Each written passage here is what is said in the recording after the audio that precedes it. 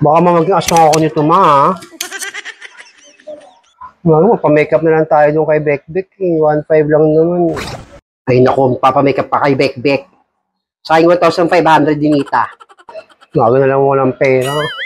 Valedictorian ba naman ako? Tapos pa man, makeup ko mukha akong zombie. Pangkain natin yung sa labas. After yung graduation, mukha tayo sa labas. Kato lipstick naman.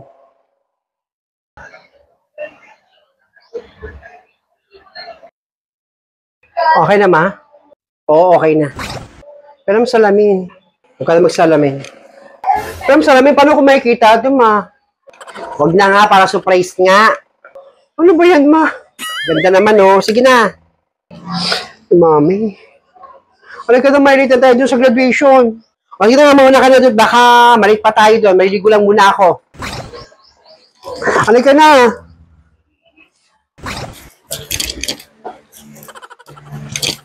Ma! Bisa mo dyan, malit na kami sa graduation. Kaya nila pa pinapaligo eh. Yun ang niligo eh. Felisa, halika na. Oringita. Felisa, halika na. Ulit sa graduation.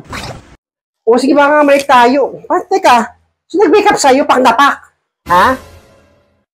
Si mama nag-makeup sa akin. Ayaw magpatinis sa salamin, surprise daw. Kahit nga ako na surprise sa itsura mo eh. Pero okay naman, ganda naman. Ay, kaya baba na tayong tingita dun ha. Ayun ako, si mama nandun pa, nailigo pa. Mauna tayo. Ang tala naman ang forma mo. Hindi ka tayo sumusunod sa dapat puti. Ba't sa'yo kanyang kulay itim sa kabuts ka pa? Ay naku, bongga talaga to.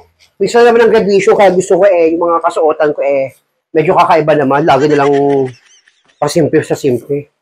May pagbabago naman tayo. Ito yung gusto kong kasuotan. Kasi mainit, di ba? Ang init tapos graduation, anong oras? Alauna. Halika na, bongga mo talaga. Sige na, halika na. Masumul ka lang dun ba? Mawala na kami ni Nita. Felisa! O, nandiyan na ako. Hi, Nita. Hi, Ali Feli. Pak na pak naman yata ang makeup mo. Sino nag-makeup sa'yo? Si mama po. Ay, nako. Sino na talaga? Ano po, si Julie po. Nauna na po. Ah, si Julie. Nauna na. Sige na po kami kasi dapat naka-line up na po kami doon. Nakapila na po kami doon. Baka at malit po yung mga magulang, okay lang po. Basta nandun po kami. O, sige na. Mag-iingat ka, ha? Hoy, Nita. Congratulations, ha? Thank you po, Aling Negra. Pak na pak niya makeup mo. Sino nag-makeup sa'yo? Si mama po nag-makeup sa akin. Nagtitipid po kasi si mama kasi po after po ng graduation punta po kami ng ng GMA po. Kakain po kami dun sa labas. Naku, mama mo talaga. Napaka-matipid talaga kahit kailan. Sige po, Aling Negra. Si Felisa susunod din po. Hindi ko lang po dun sa labas. Mag-asakay lang po kami sa tricycle. Nailigo pa po kasi si Aling pa rin. O sige na. Mag-ingat ka, ha? Galingan mo sa speech mo.